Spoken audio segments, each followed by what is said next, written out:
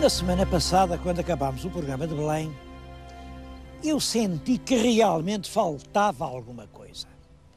Eu acho que não se pode visitar Belém e pronto, e dizer assim, não há tempo, não vamos ao Palácio Presidencial. A verdade é que o Palácio dos Presidentes em Belém é um lugar carregado de história. Entre aquelas paredes está mais de um século de acidentada vida portuguesa e vale a pena lembrar isso. Mas um ponto que eu lhes queria pôr é este. Têm na vossa frente o conjunto a que se chama Palácio de Belém. Já foi Palácio Real, depois do 5 de outubro passou a ser Palácio Presidencial, mas como veem, é um conjunto de edifícios de relativa modéstia. Lisboa, que eu saiba, é a única capital de monarquia na Europa que não tem um grande palácio real. Porquê? Isso também dava um programa. Onde moraram os reis de Portugal e porque hoje não há um grande paço real português e o pouco que há está para aí a cair em ruínas. Seja como for, eu achei que fazia falta vir a Belém, pedi à equipe que obtivesse as autorizações necessárias, evidentemente, e elas foram concedidas imediatamente, sem qualquer dificuldade, e hoje vamos visitar os presidentes a Belém.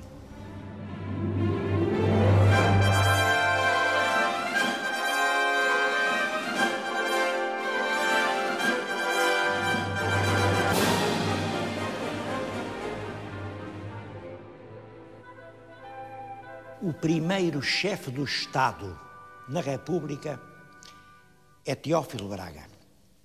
Eu estou a dizer chefe do Estado e não presidente, porque realmente no próprio dia 5 de outubro Teófilo é designado presidente do governo, chefe do governo provisório, não presidente da República. O que tem na frente é um excelente retrato de Columbano. Reparem, o Teófilo, agarrado aos livros, rodeado de papelada, um homem que vive num universo de papel. A propósito, ele não era Teófilo, era Joaquim. Era Joaquim.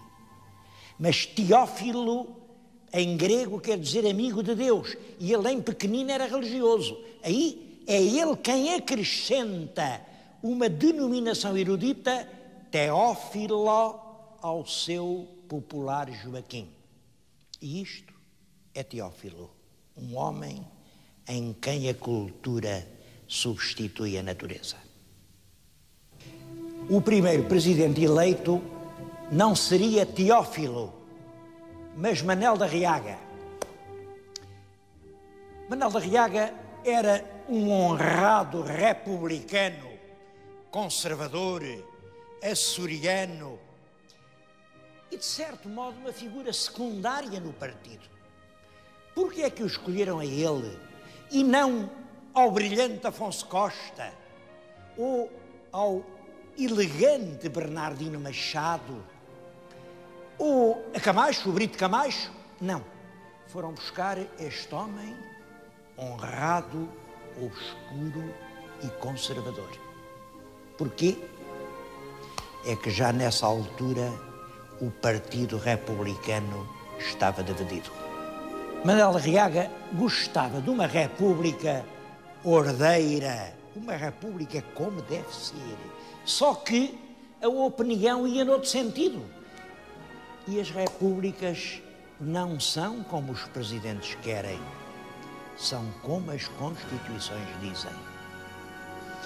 A Riaga foi mudando os ministérios até que acabou por chamar um amigo, o general Pimenta de Castro, para fazer a tal república como deve ser. Isso originou uma tragédia. É o 14 de maio de 1915. Uma revolução que ensanguentou Lisboa E, é claro, na sequência da qual Pimenta de Castro foi preso e ele, o honesto Arriaga, teve de renunciar. Quando Manuel de Arriaga foi obrigado a renunciar, elegeram para aqueles poucos meses que faltavam para acabar o mandato o velho Teófilo Braga. Mas depois, em outubro, quem é eleito para um novo quadriênio é um homem notável, Bernardino Machado. Bernardino Machado era um vulto político, já tinha sido ministro de El-Rei Dom Carlos e com uma suprema elegância tinha transitado de ministro da monarquia para figura da República. Ele até escreveu um livro ainda em plena monarquia, chamado Da Monarquia para a República. Foi eleito, mas também não cumpriu o mandato, porque 2 anos depois de tomar posse, surgiu uma revolução. Foi a Revolução de Dezembro, a Revolução de Sidónio. Nessa altura, Portugal tinha entrado na Grande Guerra e os portugueses dividiram-se. Havia uns que achavam bem, mas estas guerras há sempre quem ache mal, e Sidónio achava mal. Sidónio atraiu, sem dúvida nenhuma, toda a esperança do povo português. Durante um ano é ele o chefe do Estado. Morre assassinado, e quando morre há uma espécie de silêncio pavoroso que desce sobre o país. E é nessa altura que um grande poeta diz um grande poema: se Deus o havia de levar, para que foi que nos trouxe, cavaleiro leal, de olhar altivo e doce. O poeta era Fernando Pessoa, é o poema ao Presidente Rei. Quando Sidónio morreu, foi preciso escolher outro presidente. E o Congresso elege o mais ilustre dos ministros de Sidónio, o almirante Canticastro. Só que Canticastro era monárquico. E é difícil, ao mesmo tempo, ser monárquico e presidente da República. Por isso, Canticastro só esteve 10 meses no lugar. O novo presidente eleito pelo Congresso foi António José de Almeida. Esse era profundamente republicano. Era um homem de sentimentos sinceros e, sobretudo, um homem de palavra ardente. Quando ele falava, as palavras pareciam relâmpagos. Ele empolgava as multidões. Eu vou fazer-lhes uma confidência.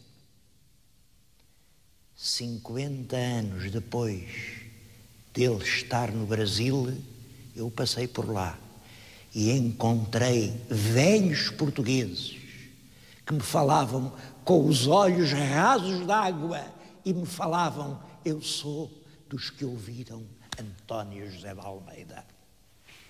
Foi o único Presidente da República que cumpriu até ao fim os 4 anos do seu mandato, apesar de ter sido um período terrivelmente difícil para a nossa Primeira República. O novo presidente foi Manuel Teixeira Gomes. Aqui vocês podem fazer uma pergunta. Então, mas se António José era tão bom, por que é que o não elegeram outra vez? É porque a Constituição não permitia. A Constituição de 1911 dizia que o Presidente só podia estar lá 4 anos e depois não podia renovar o mandato. Só que era difícil encontrar um homem para substituir António José de Almeida. Um homem que calasse tão fundo no coração do povo. Pensaram e havia um homem de quem não havia mal para dizer, era o nosso embaixador em Londres. Era um homem muito bem educado, muito bem vestido, todo elegante, um esteta, falava muitas línguas, era um poliglota, um diletante. Agora vou dizer palavras complicadas. Um epicurista, um nefelibata. Epicurista quer dizer discípulo de Epicuro, cultivador dos prazeres, e nefelibata é um palavrão trazido da Grécia, quer dizer quem caminha sobre as nuvens, quem não olha para este mundo. Eu acho que ele era isso tudo. Imaginem, um dia fizeram-lhe uma entrevista e ele disse, não, eu até sou um homem de gostos muito simples. Para mim, para o almoço, um olhinho de alface acabada de colher e um lombo de lagosta acabado de pescar, não preciso de mais nada. Que presidente para um país assim? Bom, ele próprio enjoou o país. Passados 2 anos, renunciou, foi-se embora e declarou, isto para mim são 20 anos de cativeiro, nunca mais cá quero voltar. E foi-se embora. Sem dúvida, um excelente escritor, culto, fino, macio, só que realmente não era um presidente para Portugal. O Congresso, isto é, o Parlamento e o Senado reunidos, tiveram que eleger novo presidente e voltaram a escolher o hábil político que era o Dr. Bernardino Machado. Bernardino Machado era muito cumprimentador, há caricaturas de bonecos de louça das Caldas com Bernardino a tirar a sua chapelada, mas a verdade é que era o político que melhor podia articular e conjugar aquelas forças desavindas, porque o problema é que realmente havia uma crise política. Os partidos, cada um tentava rasteirar os outros, substituí-los, havia uma agitação permanente. E o próprio Bernardino não se aguentou neste seu segundo mandato mais que 6 meses.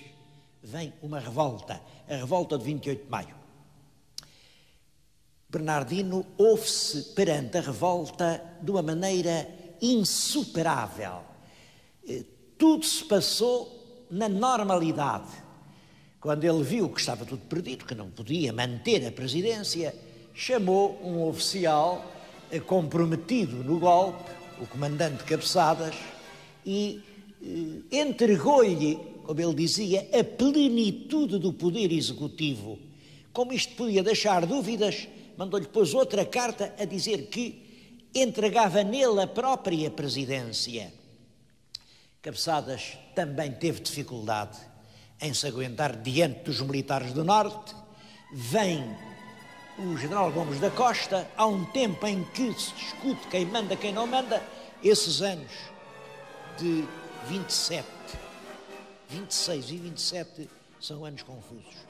E quem termina por ocupar realmente a presidência da República é o general Carmona. O general Carmona foi eleito por sufrágio direto. A ditadura fez uma lei estabelecendo que os presidentes seriam eleitos por voto popular direto. Ele foi eleito em 1928 e manteve-se no cargo até à morte em 1951. Sucedeu-lhe o general Craveiro Lopes, que teve os 7 anos do seu mandato, e depois o almirante Américo Tomás. Destes 3 chefes de Estado, pode-se dizer que eram presidentes e presidiram. O seu papel era presidir, mas não exerceram uma chefia efetiva do Estado. sem desrespeito pelas suas memórias ilustres, pode-se aqui dizer que eram 3 pessoas distintas, mas uma só verdadeira.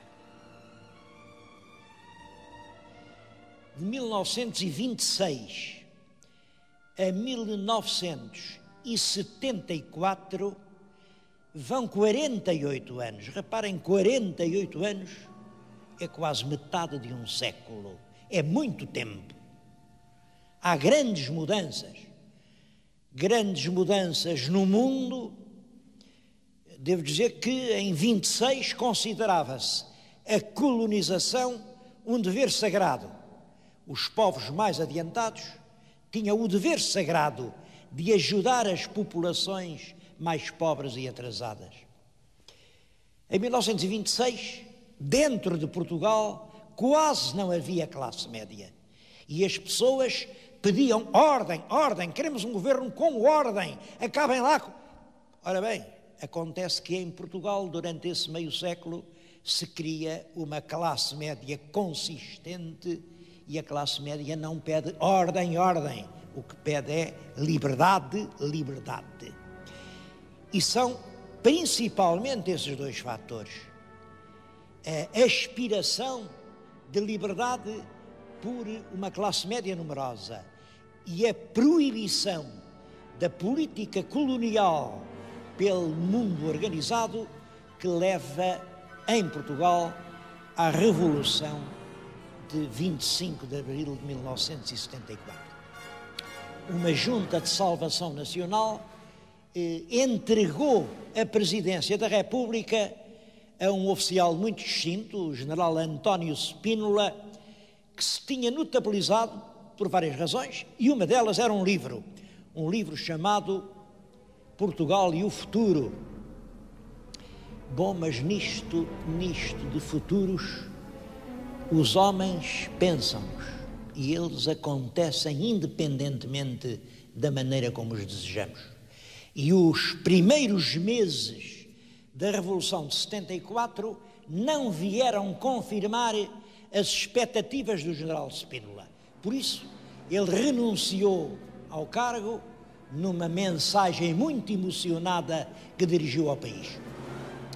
Foi então substituído na presidência por um outro general, o general Costa Gomes. Ocupou a presidência durante o período constituinte, desde setembro de 74 até julho de 1976. Todos sabem que é uma das épocas mais difíceis da história portuguesa. É o verão quente, é a luta pelo poder por forças absolutamente incompatíveis, e o general Costa Gomes teve, nesse período agudo e violento, um papel importante. Um papel que é julgado diferentemente por uns e por outros. Talvez seja o mais polémico de todos os presidentes que até hoje passaram por Belém. É da natureza das coisas. Nas épocas difíceis não há cargos fáceis. Costa Gomes continuará por muito tempo a ser julgado.